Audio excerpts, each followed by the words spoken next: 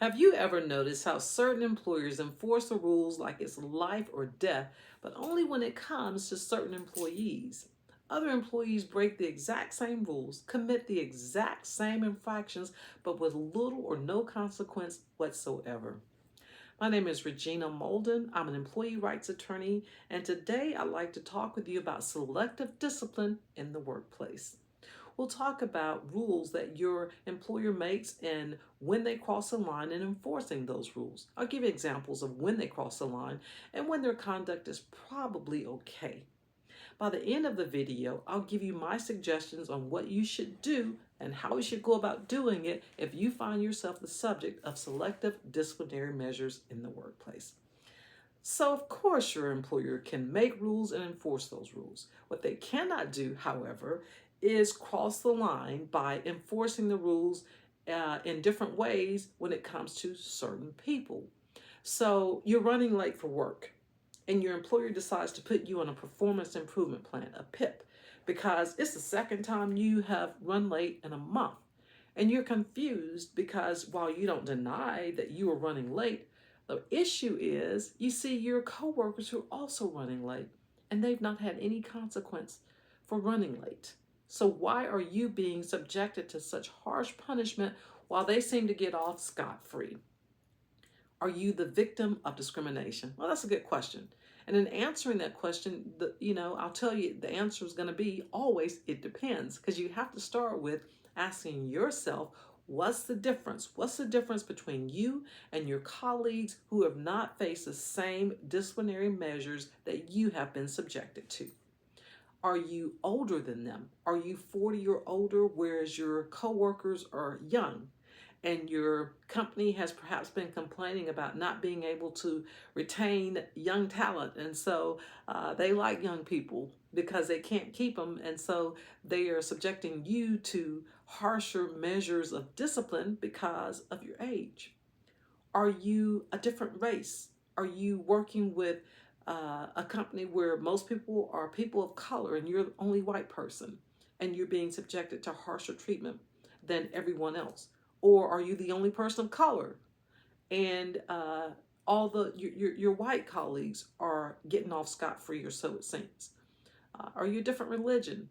Are you, in other words, a member of a protected class who's being treated more harshly than others who are not a member of a protected class? Another reason could be that you've complained about the company previously, maybe just shortly before you're placed on this PIP, or otherwise disciplined for being late. So here the question is, did you complain about illegal conduct on the part of your employer? Because a lot of people think that you can just complain about anything and then have your employer, your manager discipline you unfairly because you complained. The question is, what did you complain about? Did you complain about your employer's taste in music? Did you complain about your employer being jealous of you, your manager being jealous of you, and then later find yourself being subjected to harsher punishment? Because if that's the case, then you probably don't have a case, because it's okay. The law does not protect you from a manager who disciplines you because they're jealous of you. And it's funny, a lot of times people will call me and tell me that they think that they have been the victim of discrimination. Of course, my first question is always, why? Why do you think so? And you'd be amazed at how often they'll say, well, I'm a lot more educated. I know the job better than my manager, and she's just jealous of me because I have a master's degree and she doesn't. And that's, that's not discrimination.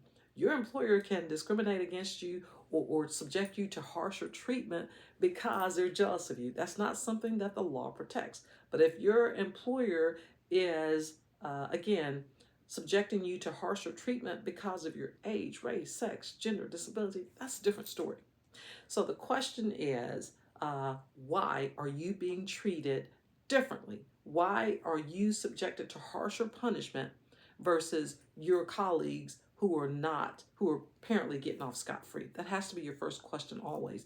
And you should always ask yourself, if you have complained about illegal conduct immediately preceding receiving this harsher punishment. So if you find yourself in that situation, the first thing you should do is file a complaint with HR. Now, when you complain to HR, you need to do so in writing, and this is extremely important.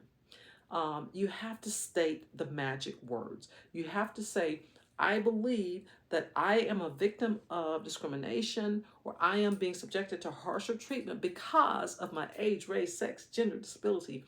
Because if you don't state specifically that you're complaining about being subjected to harsher punishment because you're a member of a protected class, you might as well not complain at all. You're probably just putting a target on your back if you do that. You file a complaint and it's not a valid complaint, your employer knows it's not a valid complaint. You might not know it, but they know it's not a valid complaint. And before you get a chance to fix it, before you get it right, they'll make sure they get you out of there. So if you're going to complain, you need to do it in the right way. Say the magic words. Or alternatively, if you think that you are being subject to harsher punishment, make sure that you state you believe this is retaliation because you complained about illegal conduct. Again, make sure you are talking about illegal conduct and not that you just complain, again, like the example I gave, because your manager's jealous of you.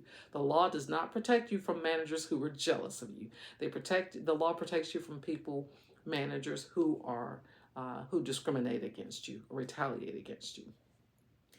If you file a charge, if you file a complaint with HR and you don't get a resolution, then your next step would be to go online to the EEOC, eeoc.gov, and file a charge of discrimination with the EEOC.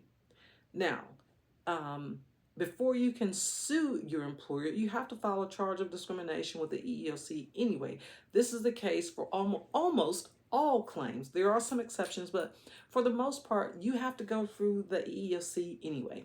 So make it a point to file a charge of discrimination with the EEOC online. Once you file a charge of discrimination with the EEOC will contact your employer and try to resolve the matter at the EEOC first. If they don't get it resolved there, then you'll have the right to file a lawsuit against your employer. So first step is always to, number one, figure out, why are you receiving different treatment? Why are they treating you, subjecting you to harsher treatment? What's different about you as compared to your coworkers who are not receiving this harsh punishment? Second thing, if you believe that there's something going on with your employer, they're breaking the law, they're crossing the line, then you need to complain to HR and make sure your complaint says the magic words. It's because of your age, race, sex, disability, or because you previously complained about the employer. And finally, if that doesn't get you anywhere, then file a charge of discrimination with the EEOC. The law allows employers to make rules and enforce them. What it does not allow employers to do is to enforce them in a discriminatory manner.